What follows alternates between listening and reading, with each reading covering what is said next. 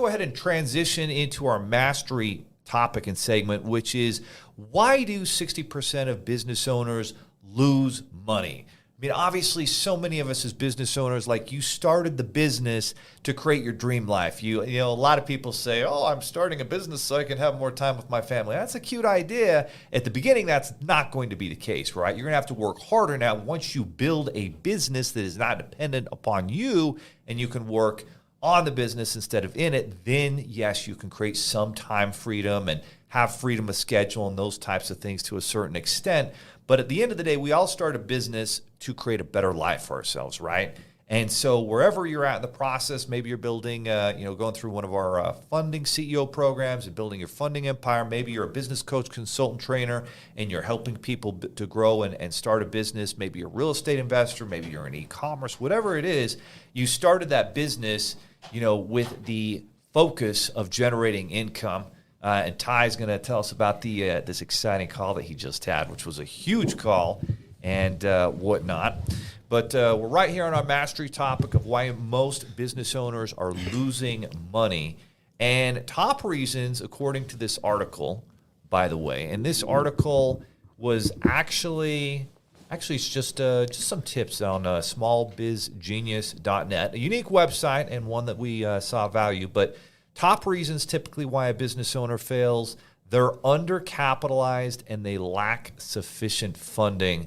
Ty, how often do you think that's one of the top reasons that a business, it just doesn't end up working out for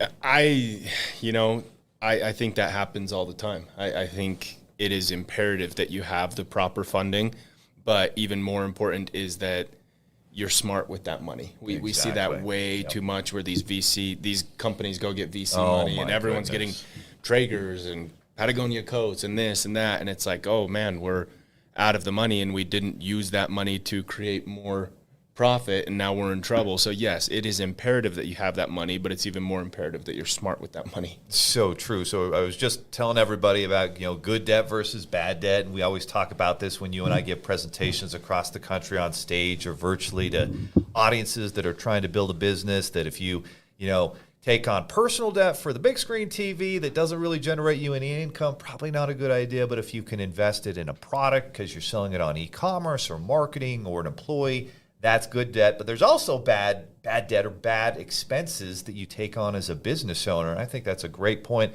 Remember when we were in that office, previous company, and this VC-backed firm had bought desks that cost $2,500, $3,000 per desk. And there were these heavy, 300-pound desks with metal and steel. Felt like a medieval wood dungeon in there. Yeah, and so they spent a fortune on these desks, and it's like, is that really making money, or could a $500 desk have done it? Maybe a $200 version at IKEA. So I think every time I've ever started a business, we go right to IKEA. We get the $100 IKEA desk, and when we get a little bit more profitable, then we can get the standing desk, and even then we're gonna really shop for a good deal on that. And as a business owner, if you go in there and you're wasteful with your money, that has a negative ending usually. Yeah, that and I think we've done really good about getting creative and negotiating with different potential partners. Like, we've had a lot of big events that we've been able to go and sponsor, and it's like, prior to the event, hey, it's $20,000 to sponsor, or it's $10,000 to sponsor. You say, well, that's great, but I have enough belief in what we do to where I'll give you a rev share in every dollar we make, and instead of paying an upfront sponsorship fee, we'll do a rev share, and that way it's a win-win across the board, and you're not out all of this cash. And sometimes these groups they get reckless with their debt, they get reckless with their credit, and it's kind of like insurance. Like, if I go to the doctor for a quick little checkup, quick little visit, and say, hey, I'm willing to pay out of pocket, okay, it's $100, but if they bill the insurance, it's $1,000. And people hear that. They hear this company just got all this VC money and a desk that was $500. Well, you have VC money, so it's $2,500 for you. Don't get lazy with your negotiating. So true. I mean, in life, everything is up for negotiation. Sometimes you see the sticker price as a business owner, or you're in a negotiation and the sponsorship fee is X amount, this product is this amount. But at the end of the day, a lot of things are a lot more negotiable than you think. And if you aren't negotiating, then you're going to be overpaying for things for the rest of your life. Most things, especially when you bring a certain amount of value, there is some leeway there where you can move it around and lower the price and maybe deliver more value in a different way. And I think that's a great point. Like for us, if we're doing financing for an event, hey, we're going to help you, increase your sales by 20, 30, 40% just by offering our financing options at your event. So, maybe it doesn't really make sense for us to pay you a sponsorship fee. And hey, if you're confident in your event, you're going to make more in referral fees than you will in us paying you a sponsor fee. And so these things are up for negotiation. Maybe you can provide, if you're in marketing and you're going to sponsor an event, you can do some marketing services. You can add value in different ways and not necessarily have to. And that's where you have to be resourceful, especially at the beginning as a business owner. Otherwise, you're going to spend money on the wrong things. Amen. All right. So a lot of businesses also, when they start out, there's startup costs, right? If you're in e-commerce, you have to buy inventory. If you're in, if you're starting a retail store or a grocery store, there's a bunch of upfront money you have to spend to get that store stocked. And so, again, it kind of comes back to funding. If you don't have enough finance and capital, then you don't stay in business long enough before you actually turn a profit. Now, hopefully you can get into a business that you can start where you can actually generate a profit from day one very quickly, right? And that's kind of what we focused on is, let's generate a profit from day one because we know we can spend this amount of money, or we can just have strategic partners that send us business, pay them a referral fee. Now, instead of us going and spending $5,000 on Facebook ads and hoping it turns into a deal that makes us $5,000, well, we can go build a relationship with someone, not have any money out of pocket, get that deal in, make money, pay them a referral fee, and know we're profitable from day one. And I think that's where a lot of business owners also get in trouble is they spend a fortune on marketing before they actually can do it profitably. Yeah, you see that a lot. You know what else I see that's kind of funny with brand new businesses, like day one businesses that go out and just open the floodgates, maxing out credit cards, this and that, and like, oh, it's a write-off. Oh, it's a write-off. Well, Guess what? A write-off isn't free money. It doesn't mean that laptop was free because it's a write-off. Yeah, maybe you get a little bit of a tax break, but a write-off is not a free item. Like, talk to your tax professional and learn what that write-off is actually doing for you. Maybe it means you're getting that laptop at a 30% discount all said and done, but it's not like you're just getting all these items for free because, oh, it's a write-off. That's a very common phrase that is just thrown out there. Oh, and it's I think a write-off. Very now I can feel misunderstood. good about it. Yeah. Exactly. I had a mentor, and he literally would walk around and say, okay, here, give me $1 and I'll give you a quarter. That's a write-off. Give me $1, I'll give you a quarter. So he would just go around the room and everybody would give him $1, he'd give him a quarter. That's a write-off, guys. So yeah, it's cool, if it's really generating an income for you and helping you build a business. But if you're just thinking, oh, it's a write-off, you're getting a quarter back for $1 spent. So exactly. There's some unique situations where it's like spending X amount gets you down to a different tax bracket. That's when it can really make sense. But talk to a tax professional about that and understand the write-offs. It is, like you said, $1 for a quarter. All right, so to kind of cap this subject up, the mastery topic of why most business owners aren't profitable, things you can do to be profitable as a business owner in 2023. Number one, only spend money that makes you money. I mean, it seems like that's common sense, but a lot of us make that mistake. And if you're spending money and you don't know if it's going to make you money, you better really think hard and do a lot of research to make sure it's going to make sense. For example, sometimes you do sponsor an event or you put some ad on a billboard or a newspaper, some old school type thing where you can't really track if it's actually winning.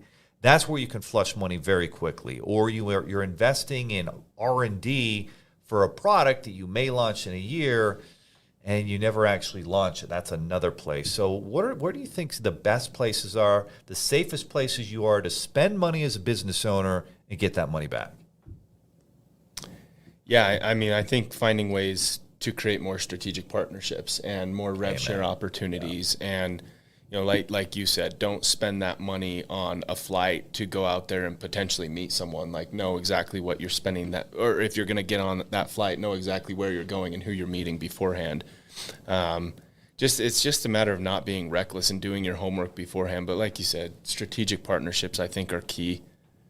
They really are, and it always hits me hard whenever I think about the Dream 100 concept, and We've taught this in challenges and in trainings across the country, but it's such a powerful concept. Instead of going out and spending a fortune to find your client, your dream client that you want to work with, if you put a list of 100 strategic partners who already have your dream client, now how can I connect up with them? How can I add value to what they're doing and encourage them to want to work with me? That's how you can really exponentially grow a business. And as an example, 95% of our business is strategic partners from those Dream 100 lists. Or you look at ClickFunnels with Russell Brunson.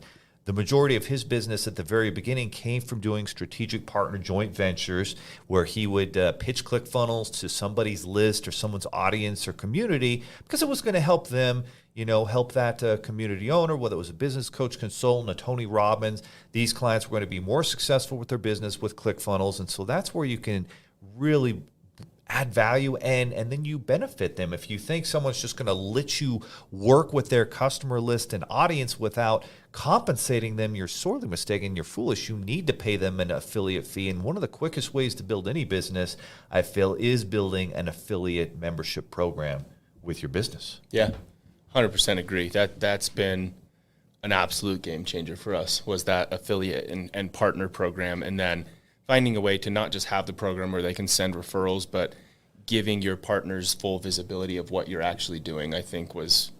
You know what? I think you need to share the story of when we were in the airport on our way headed to Dallas. This is a great story about landing one of our first really big strategic partners here at Seven Figures Funding, and just help people understand, like, it's not a one-step deal. It doesn't just happen one time. Like, it takes some effort to actually make it happen.